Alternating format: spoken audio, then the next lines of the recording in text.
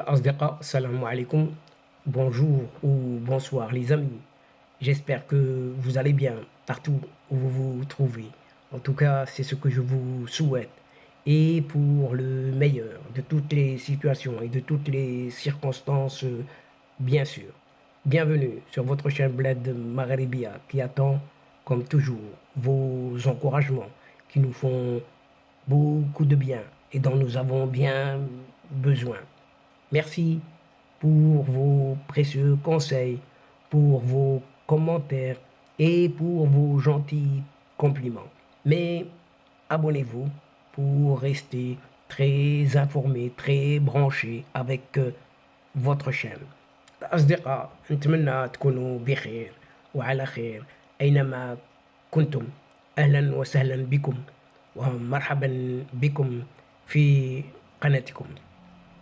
Cette séquence vidéo se consacre essentiellement à cette incompréhensible haine dont il semble pour le commun des mortels qu'il ne prend pas assez au sérieux les menaces quotidiennes dans les discours de ces militaires, la fleur au fusil en chantant, qui veulent en découdre avec leurs voisins, tout simplement. Certes, certes, chers amis, il y a une vigilance, mais les peuples oublient souvent cette haine qui tue et qui tue juste à côté, tout près de chez nous. Bilal Qissi et Abdelali Mchouar sont morts parce que ils se sont trompés de route tout simplement. La haine les a tués comme cela, gratuitement. Et c'est comme ça, tout simplement, assassinés par une armée à la gâchette très facile, des soldats à qui on a inculqué la haine du voisin, en l'occurrence du Maroc d'à côté et des Marocains. Cela fait longtemps que cette armée est sur le pied de guerre, nourrie par cette haine sans état d'âme. Elle est impatiente de tuer, encore tuer son voisin marocain d'à côté. Et ce voisin, oriental cette fois-ci, se comporte comme un ennemi obsédé par cette haine qui relève d'une pathologie psychiatrique incurable, impossible à enrayer ni à soigner. On ne pourra pas mettre dans un asile psychiatrique toute une junte au pouvoir, puisqu'ils sont tellement nombreux. Les malheureux, vacanciers, des jeunes, tout simplement, se sont perdus et leur machine a touché les eaux algériennes. Ces eaux troubles par son régime, leur régime. Et rien n'indique cette frontière.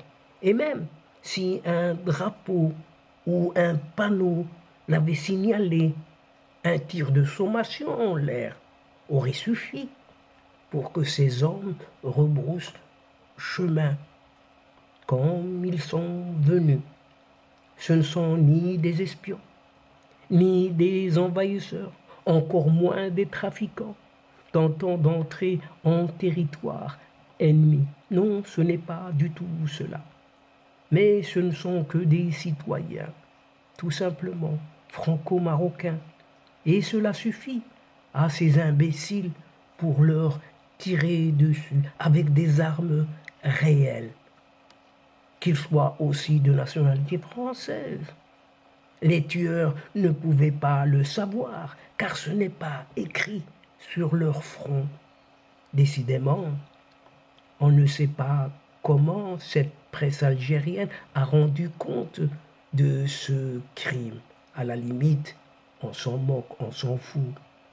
Le et la citoyen, marocaine, de par son histoire, de par son éducation, de par sa sagesse patriotique, elle manque de haine à l'égard de ce voisin très turbulent et brutalement cruel pourtant.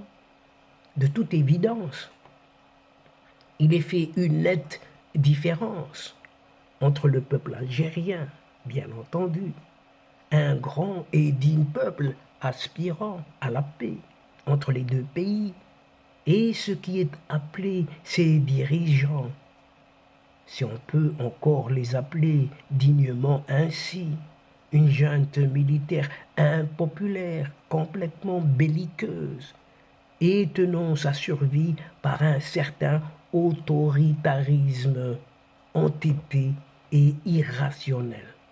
Pourtant, durant 2 années, le peuple a manifesté avec courage et discipline pour le départ de ces crapauds capots dont la légitimité est remise de tout temps en question.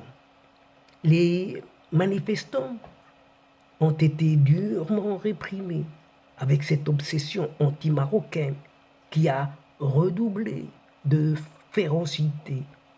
Et tout a été dit, et tant d'analyses ont été faites et réalisées de ce conflit complètement artificiel auquel cette junte tient par-dessus tout.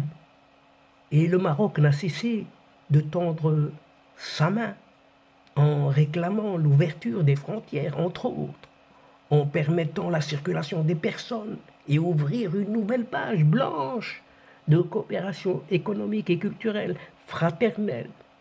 Mais au désir de paix répond une volonté de guerre, une guerre absurde qui ruinerait toute cette belle Afrique du Nord et ferait les beaux jours des marchands d'armes. Et rien que ça. Mais apparemment, il manque certainement à ces militaires une certaine intelligence, s'ils en ont, une certaine rationalité, un certain sens de l'histoire, une certaine responsabilité, pourquoi pas. Le moins que l'on puisse affirmer ici et maintenant, c'est qu'ils sont brutaux et entêtés, parce qu'ils sont rattachés à dresser devant leurs troupes un adversaire à haïr et éventuellement à attaquer. Pourquoi pas? Ils se préparent tout le temps et de tout temps à la guerre, parce qu'ils considèrent que leur métier est de faire la guerre, pour la guerre. N'est-ce pas absurde? Mais c'est comme ça. Leur seul modèle est la Corée du Nord. Un exemple pour eux. Si par malheur, un avion civil d'une certaine rame royale Air Maroc s'était, pour des raisons techniques, tout simplement, approché de l'espace aérien algérien, l'armée de ce pays l'aurait abattu, sans état d'âme. C'est ce qui s'est passé mardi 29 août dernier au large de Saïdia, où de très simples vacanciers se sont égarés et ils se sont fait tuer comme rien.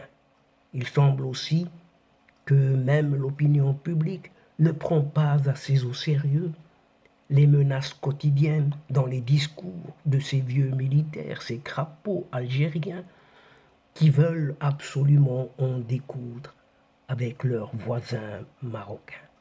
Certes, il y a une vigilance de tous côtés, mais les peuples oublient souvent, très souvent même, que la haine sans état d'âme tue exactement sans avoir cet état d'âme. La France vient juste de réagir contre l'assassinat de ces hommes qui sont aussi des Français. Mais Alger n'a que faire des protestations, comme d'habitude, vous allez me dire. De plus, le régime algérien annonce, écoutez bien, des représailles contre une certaine Suisse dont les tribunaux s'apprêtent à juger ce vieux crapaud, Khaled Nazar. C'est de lui qu'il s'agit, cet ex-ministre de la Défense, pour crimes de guerre et crimes contre l'humanité. Rien que ça, excusez du peu. Suite à des plaintes déposées par des familles de victimes durant la guerre civile des années 90. La junte militaire a ainsi réagi, car elle sait mieux que quiconque les crimes qu'elle a commis contre son propre peuple. Elle sait également aussi que la justice d'un pays comme la Suisse ne peut pas céder à la corruption.